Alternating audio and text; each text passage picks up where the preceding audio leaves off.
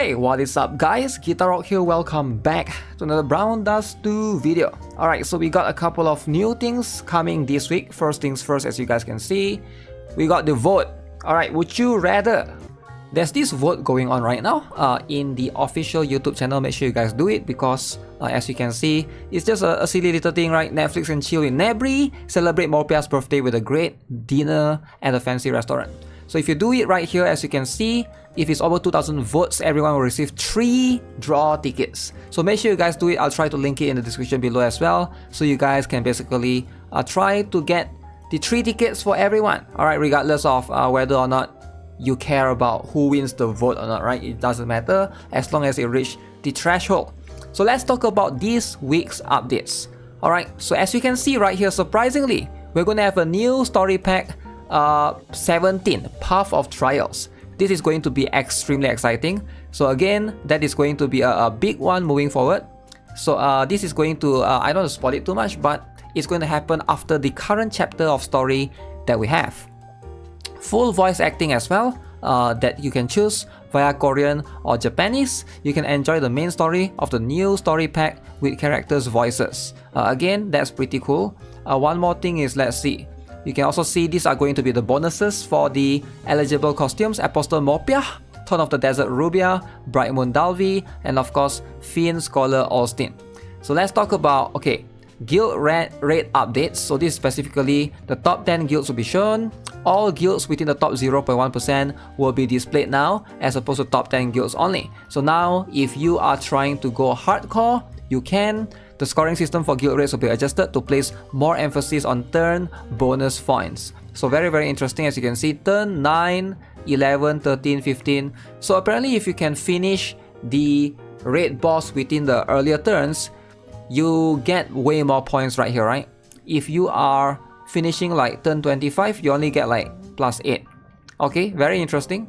Changes to bonus points for support character rentals. So apparently if you rent more characters, like 2 characters right here, then it's going to be 0 points. Very interesting. So these are going to be the bonus points that you are able to obtain. If you didn't rent any characters, you use everyone from your own roster, then you are going to get way more points, which makes a lot of sense, right? A skill cutscene will be added for the Throne of Desert Rubia. That's going to be pretty cool. April developers notes will be released on April 30th. Oh, so they are going to be delaying it a little bit. If you guys are not aware, that's going to be the news for the collaboration most likely. So hopefully we'll get more news by then. So let's talk about the latest character added, Apostle Morpeah, and her exclusive gear, La Hypnos. So Apostle Morpeah has a very interesting design for a character, and a lot of players are probably looking forward to her. Now let's see what she's all about. As you can see, she will deal magic damage to the enemy equal to 100% of your magic attack. Apply concentrated fire, very interesting, to the main target for 2 turns. Alright, so is 2 turns enough? So that means it's just going to be that particular duration. Apply 100% summons vulnerability to the enemy for 2 turns. Okay, so this is going to be a little bit of it's quite tricky. So first things first, the SP is really low, right? You can see it's like 2 SP. So 2 SP cooldown is 1 turn.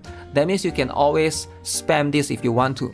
But the correct way is not to spam this, I think. The correct way is to use your summons first, right? So summons vulnerability, that means she is going to basically be able to do more damage with her summons to the enemy, right? 100% more damage. But right now, as far as I know, Morpia is the only character that has this summons concept, right? Basically, you can summon characters out and do those things, right? Via her default costume. Wait, the beach costume, right? The swimsuit one. So that's going to be the one that gives her, even the one from the bunny costume as well. That one will basically be 1 summon as well. But ideally, both of it, if you have both of those, this is going to be an insane damage. Now, as you can see right here, the SP requirement at 2 SP is fine, and then you get more of the 125% at +2, and then 150% right here. You are going to do damage alongside with applying 2 things. I think that's going to be pretty good. The damage is not that high, right? The multiplier for the damage is 200%. It is quite similar to Michaela's one. Now Michaela's one is 160%, it's 200% with potential liberation, right? As you can see. So 200% is not going to be the highest in terms of doing DPS, right? You're not going to do much damage. It's just, the damage is just the spice on top. It's most likely for you to just apply concentrated fire and of course apply 160% summons vulnerability. Now it is going to apply concentrated fire to the main target, so you have to make sure that, you know the tiles is in the skip tile.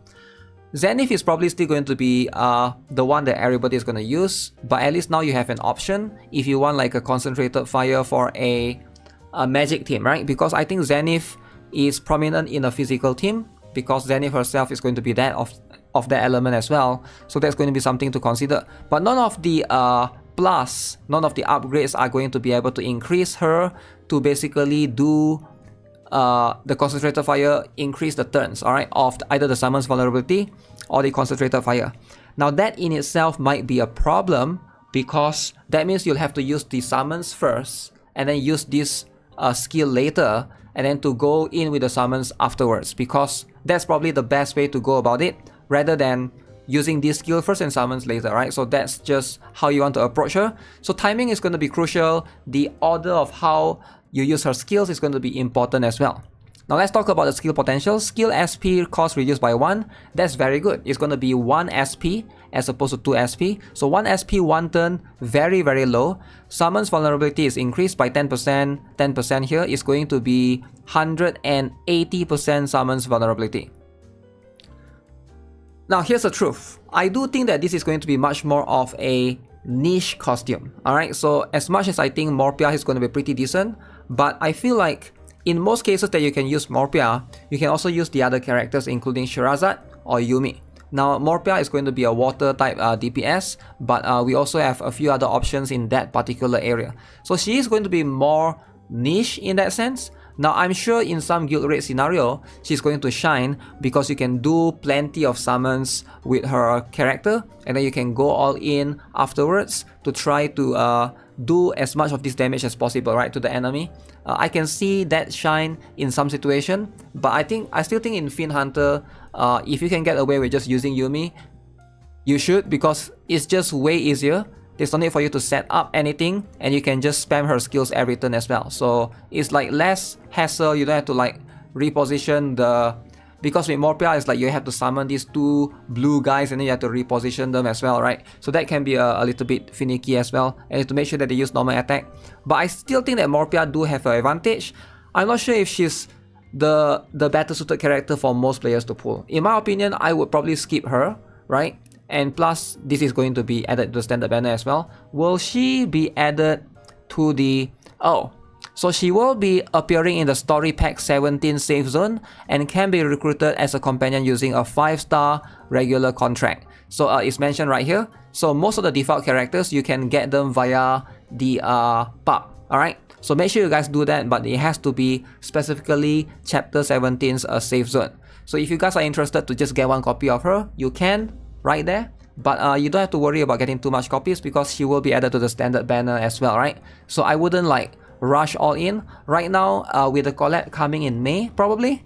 That's going to be something that you guys have to be careful with, or just wait for the news for the collaboration before you go all in. That's going to be my advice. Now the other character right here is going to be, let's see, this is going to be her gear, La Hypnos, exclusive gear right there. Fixed crit rate. Okay, it's pretty decent. Alright, so now we got Rubia right here. Okay, so Rubia, this particular costume is, I would say it's going to be pretty good as well if you're looking for a fire DPS. I do think that Leatrice is a better fire DPS, but this one is going to be something that you can apply DOT and complement with the other costume to basically decrease defense. That's going to be a bunch of combo damage that you can do in your physical fire team. Now, I wouldn't go all in to pull this particular costume. Plus, I believe you do get this particular one for free in chapter, the desert chapter, right? So you are going to be able to obtain this one for free in particular. Now, if you are interested, you know, you can consider getting that later on, and there will be a rerun for Bright Moon Dalvi as well. So that's going to be the default one. So quite a number of cool reruns, but I wouldn't spend too much on any of these. If you want to get 1 copy, sure. But other than that, by the way, both of these characters, you can get 1 copy already by just using your, your scrolls.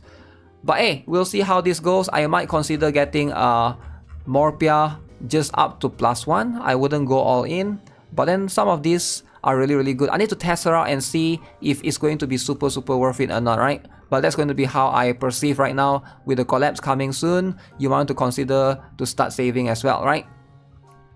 So yeah, that's going to be it for this particular video. We're going to talk about the Powder of Hope separately once those comes in, but we're going to have a new story pack. Really excited to see what's coming up in the next chapter. Probably we'll be able to trial Morpia and a bunch of other things as well, right? So yeah, with that being said, that's going to be it for this video. Subscribe, give this video a like. I'll see you guys in the next one. Have a nice day. Goodbye.